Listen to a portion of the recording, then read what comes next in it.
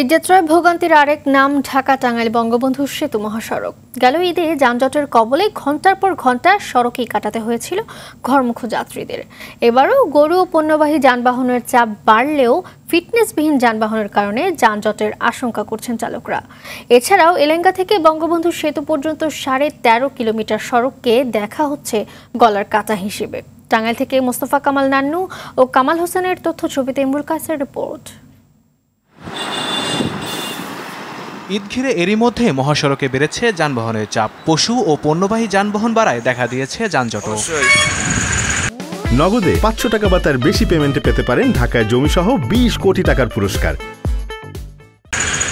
ঢাকা টাঙ্গাইল বঙ্গবন্ধু সেতু মহাসড়কের চন্দ্র থেকে এলেঙ্গা পর্যন্ত 4 লেনের সুবিধা পেলেও এলেঙ্গা থেকে বঙ্গবন্ধু সেতু পর্যন্ত 13.5 কিলোমিটার সড়ক এখনও 2 লেন। তবে 4 লেনে উন্নীত করার কাজ চলছে। এতে হালকা বৃষ্টি, পণ্যবাহী ট্রাকের চাপ বাড়লেই সড়ক যেন দুর্ভোগের কারণ হয়ে দাঁড়ায়। গেল ঈদের পর সড়কের এই অংশের কাজ এগিয়ে নেওয়া হলেও শঙ্কা রয়ে গেছে। লোকজন বেশি যাওয়া আসা করে, ফলে গাড়িগুলো বেশি চাপ, ট্রাকগুলো বেশি চলে, যানজটগুলো বেশি বাজে। রাস্তাঘাটে কাজ চলছে, এখন বিভিন্ন জায়গায় কাজ হচ্ছে, কালভার্ট হচ্ছে, এই কারণে যানজট একটু বেশি। পুলিশ যদি রাস্তায় থাকে তাহলে জাম লাগবে না।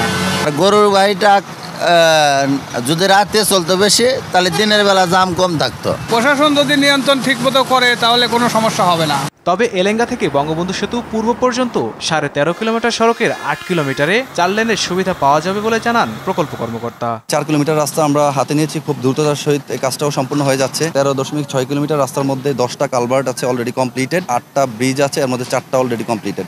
তো আলহামদুলিল্লাহ আমরা আশা করছি এবার ঈদে ঘরমুখী মানুষ খুব স্বাচ্ছন্দ্যে বাড়ি যেতে পারবে।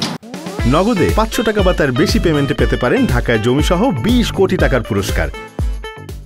এদিকে সড়কে যানবাহনের চাপ বাড়লে এলেঙ্গা থেকে উত্তরাঞ্চলগামী যানবাহন একমুখী চলাচলের সিদ্ধান্ত নিয়েছে টাঙ্গাইল জেলা পুলিশ। গাড়ির ধীরগতি না হয়, যানজট না হয় এবং ঘরমুখী মানুষ স্বাচ্ছন্দ্যে যেতে পারে, সেই সার্বিক বিষয়টি নিশ্চিত করার জন্য যেখানে যে ধরনের পরিকল্পনা নেওয়া দরকার আমরা নিয়েছি এবং তা বাস্তবায়ন করব।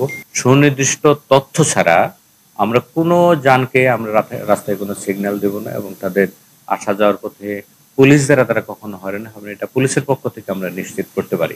মানুষের নির্বিঘ্নে ঘরে ফেরাতে মহাসড়কে 7 শতাধিক পুলিশ মোতায়েন থাকবে বলেও জানায় পুলিশের এই কর্মকর্তা। ইমরুল কায়েস, RTV।